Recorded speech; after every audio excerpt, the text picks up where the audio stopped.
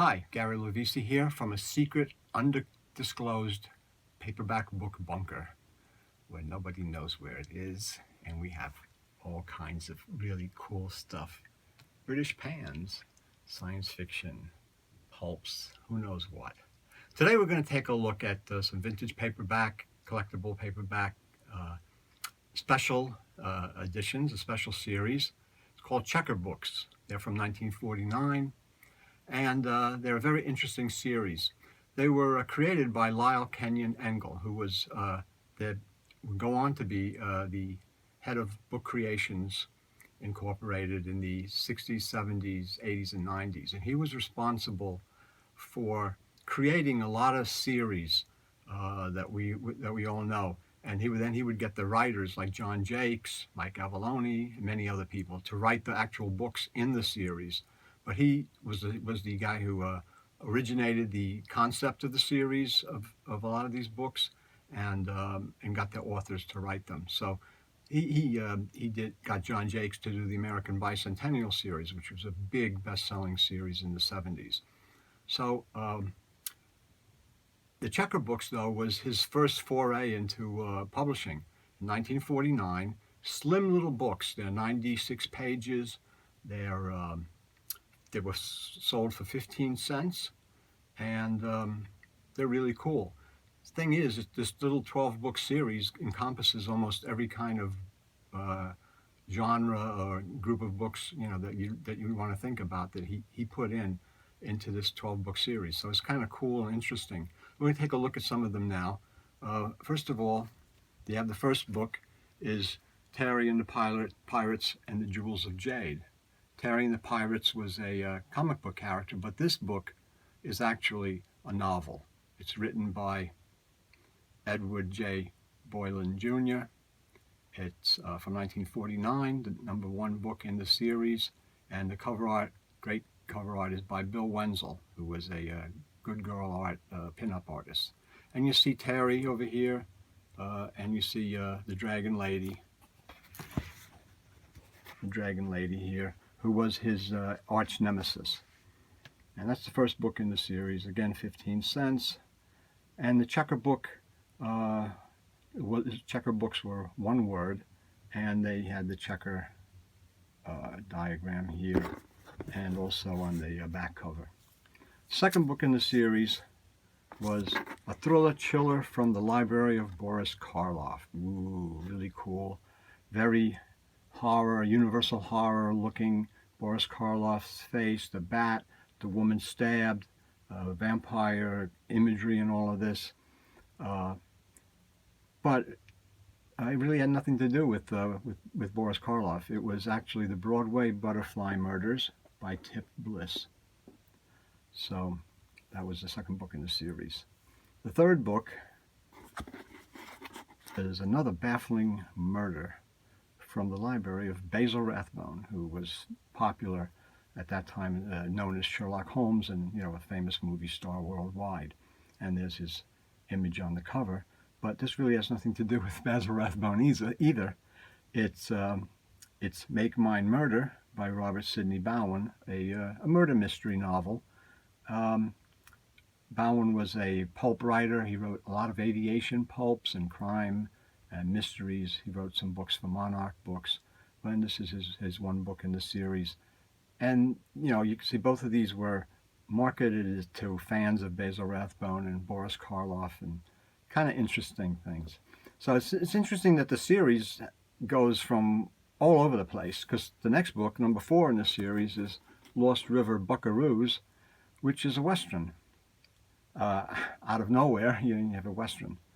And again, on the back covers, the Checkerbooks had that distinctive design, and then something about the individual book or the author. The fifth book actually, is a very good one. Cover-wise, not so great, but story-wise, it's excellent. Two Sharp Knives by Dashiell Hammett.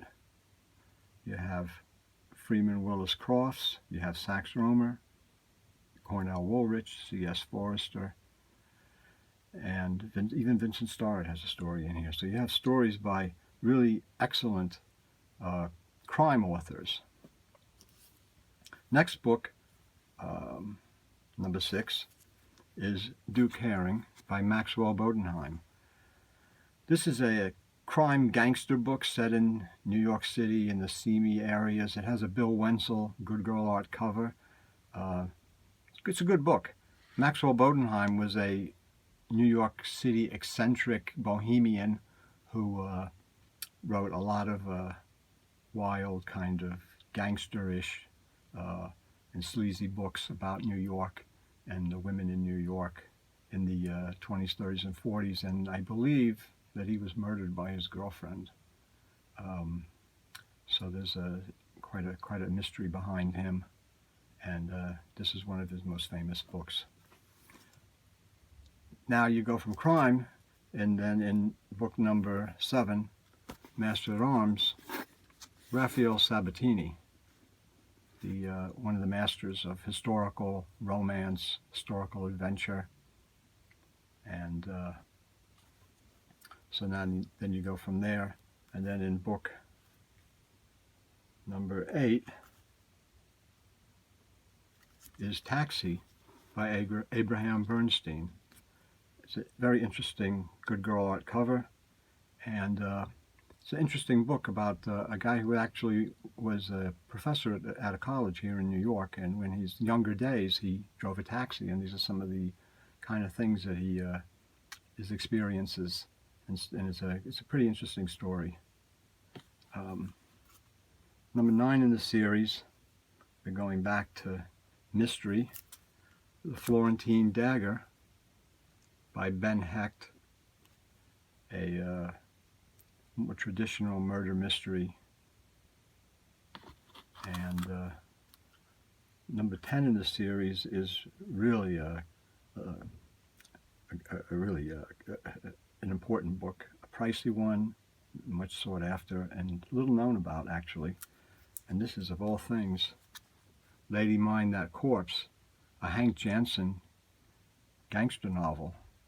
And its cover art is by Reginald Heed, and it's an amazing book in this series. I guess Engel bought the rights from the English publisher to publish it in the United States, and he got the rights to use the Heed cover art, and it's amazing. It's an amazing book. It's very cool, very much sought after, as are all the Hank Jansens. The 11th book in the series, now we're going from fiction all of a sudden to nonfiction, and it's just, the practical party guide and cookbook. So it's like now you have a cookbook in the series. So that's kind of weird that it's, again, the subject matter of this series is all over the place, and if not to let you know that, then this will be more evidence of it. Book number 12 is over the best cartoons from some of the leading magazines of the era. So there you have a nice group of books from Checkerbooks, Lyle Kenyon Engel, here in the secret book vault. I put that Hank Jansen on the top. I'll put that Hammett Homicide on the top. Basil Rathbone, Terry and the Pirates. Nice group of books. Very cool, very collectible. Hard to find, very delicate. They're 96 pages, very thin, flimsy paper, but they're really cool, worth collecting. So I hope you enjoyed this. Look at Checkerbooks from 1949, 12-book series. Hope you'll subscribe to the channel, because that would help us get to do more of these kind of things.